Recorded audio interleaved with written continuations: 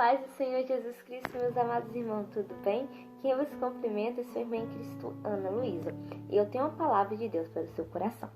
Eu quero falar com os irmãos 5 exemplos para a condição para um avivamento espiritual em nossas vidas.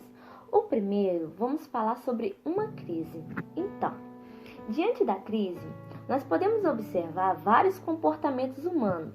O primeiro é o medo, a blasfêmia, a revolta, a blasfêmia contra Deus e o próximo, o desespero e a tentativa de tirar a própria vida.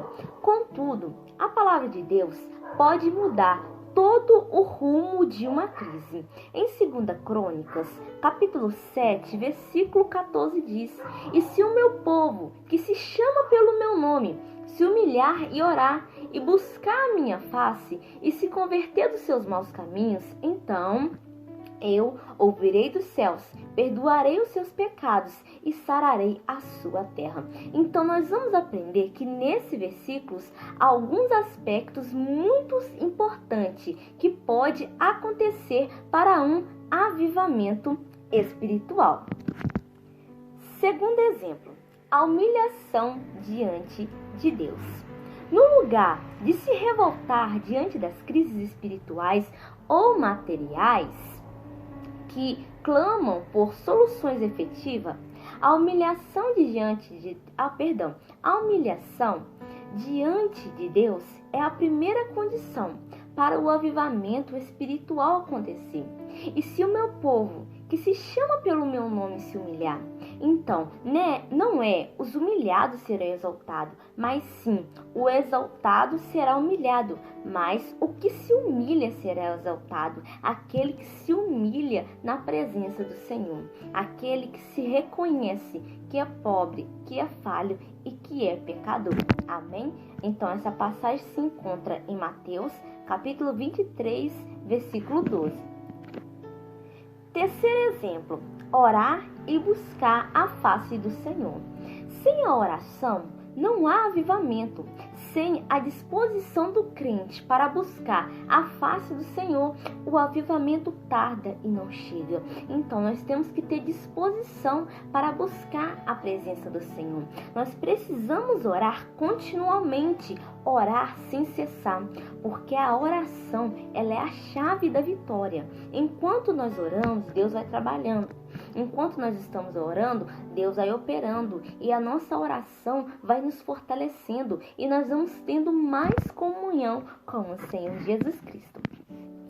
Quarto exemplo, confissão sincera dos pecados. Não pode haver avivamento sem uma confissão de pecados, sem que deixamos os nossos maus caminhos e nos lançamos na presença e nos lançamos na misericórdia do Senhor. Em 1 João, capítulo 1, versículo 9 diz: "Se nós confessamos os nossos pecados, Ele é fiel e justo para nos perdoar os pecados e nos purificar de toda injustiça." Aleluia, glória a Deus por essa palavra.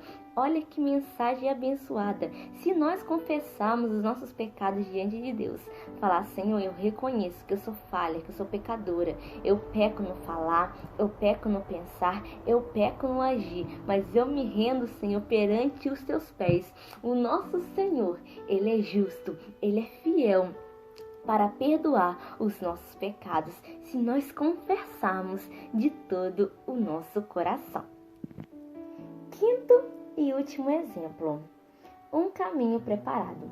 A crise, ela pode ser uma pré-condição para o avivamento espiritual. Se nós confessarmos diante de Deus, e se nós buscarmos mais a face do Senhor em oração, e se nós decidirmos firmemente confessar os nossos pecados e converter-nos dos nossos maus caminhos, então o caminho está livre para o verdadeiro avivamento espiritual em nossas vidas. Então, essa crise que você está enfrentando, esse deserto, essa prova, esse elevante, não é para te matar, mas sim para te fortalecer e te ensinar. Sabe por quê? Deus está te ensinando a ser forte. Nem tudo aquilo que é mal vem pra morte. É pra você crescer crescer, é pra você crescer. Deus está te ensinando a ser forte. Nem tudo aquilo que é mal vem pra morte. É pra você crescer, é pra você crescer, é pra você entender. Deus está te ensinando.